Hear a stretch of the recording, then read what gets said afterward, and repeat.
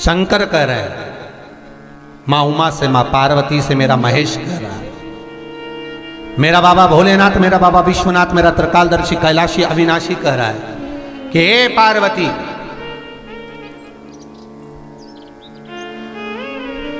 एक बीला, एक बेल जो मुझे समर्पित करता है, और समर्पित करने के बाद उस बेल की महत्वता देखिए, जो बैसाख महीने में बाबा शंकर को जो चढ़ाया जाता है, और 1000 अश्वमेध यज्ञ का पुण्य फल हम प्राप्त कर लेते, मात्र एक फल चढ़ाकर, मात्र एक फल चढ़ाकर। हे पार्वती, संसार का मनुष्य जब मुझे वो बेलपत्र समर्पित कर, वो बेल का फल समर्पित करता है, पार्वती वो फल जो मुझे चढ़ता है, फिर मैं भले नर्मदा के जल से निकला हुआ कंकर शंकर क्यों ना हूं,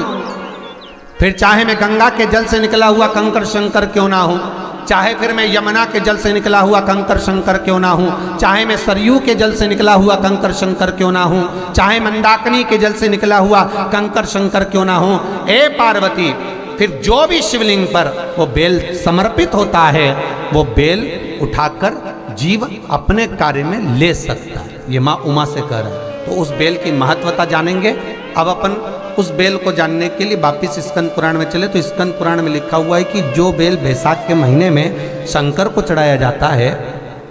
वो बेल का फल उठाकर रख लिया जाता है।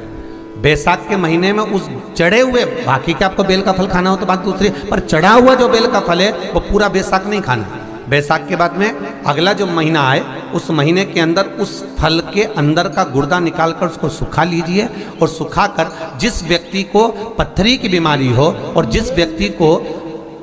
पेट में बहुत भोजन पचता ही नहीं है,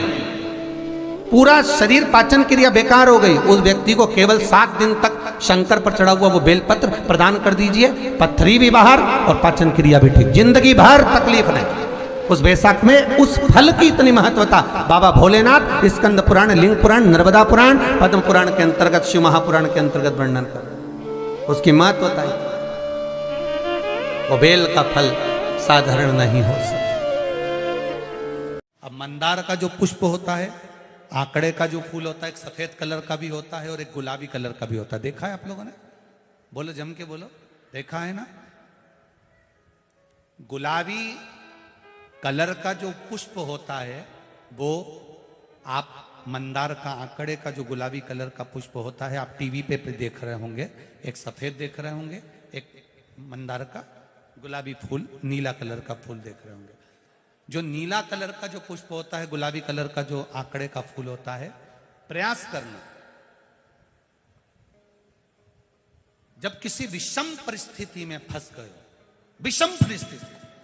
जब आपको लग रहा है कि मुझे बहुत भय लग रहा है, कुछ बुरा होने वाला, आपको लग रहा है आज मेरी उल्टी आंख बहुत फड़क रही है, कुछ गड़बड़ होने वाला, आपको लग रहा है मेरी सीधी आंख फड़क रही, कुछ गड़बड़ होने वाला, तब केवल वो नीला जो गुलाबी पुष्प है मंदार का, उसको कहीं से लाकर शिवालय में अशोक सुंदरी वाली जगह पर स्पर्श कर कर शिवलिंग पर आप चढ़ा दीजिए। आपकी विषम परिस्थिति कैसी भी होगी, वो रास्ता बनाकर बाहर निकल जाएगी, आपको फंसना नहीं, परेशान नहीं। मंदार आंकड़ा, सफेद आंकड़े का पुष्प भी भगवान शिव को समर्पित होकर, जैसे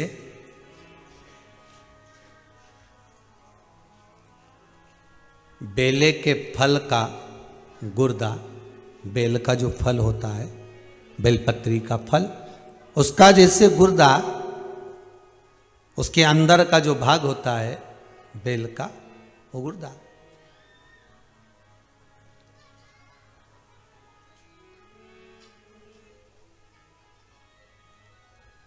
उसको अग्नि में जलाकर उसकी भस्म तैयार कर कर छान कर जब जब आपके यहां विद्वान ब्राह्मण शिव जी का अभिषेक कराते हैं, पूजन कराते हैं, तो उसमें लिखते हैं पूजन के साहित्य में, बेलपत्री, धतूरा, दुर्वा, ये उसमें नीचे लिखेंगे भस्म। लिखते कि नहीं लिखते? लिखते हैं ना, भस्म अभिषेक में चाहिए रहती है। तब उस भस्म का थोड़ा सा भी भाग आप अगर शिव को समर्पित कर रहे हो तो ये जान लें कि शंकर मनवांछित फल प्रदान कर रहे हैं, शिव फल प्रदान कर रहे हैं।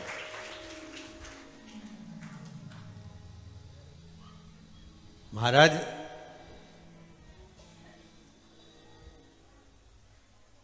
बेलपत्री के वृक्ष के नीचे बैठकर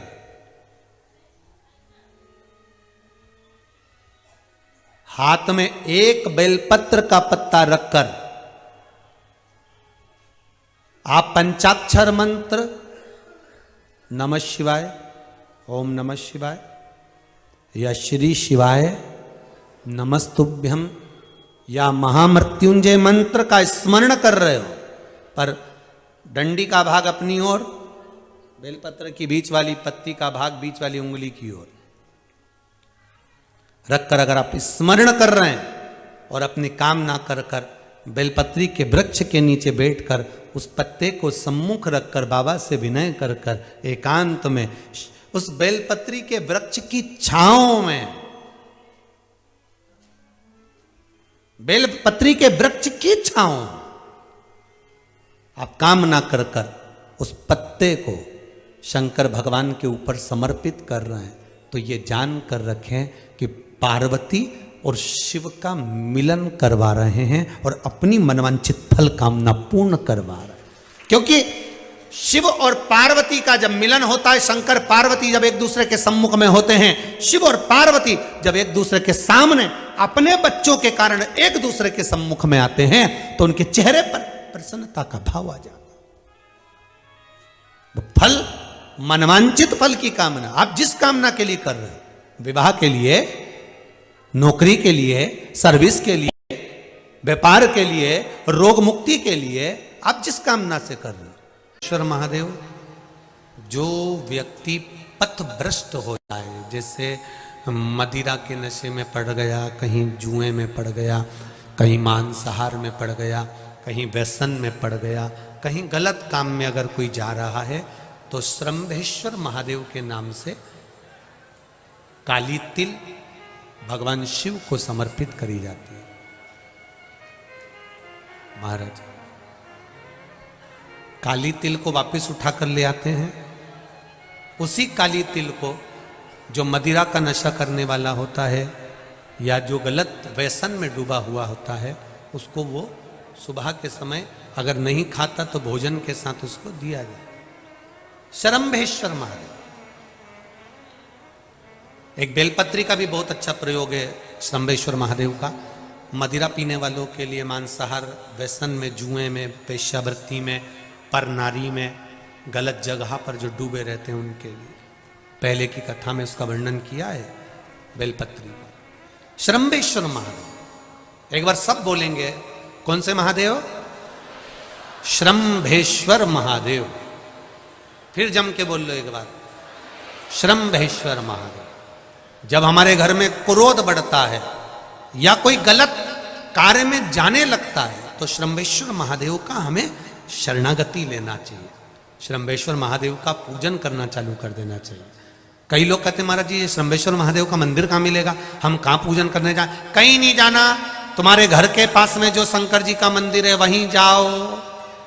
उसी देवालय में, उसी मंदिर में जाओ, श्रंभेश्वर महादेव के नाम से जल चढ़ाना प्रारंभ करेंगे। वो जल जो गलत संगत में पड़ा हुआ है उसका आचमन कराना प्रारंभ करेंगे, अपने आप उसकी धीरे धीरे बुद्धि सुधरना प्रारंभ हो जाएगी। ऐसा श्रंभेश्वर महादेव का है।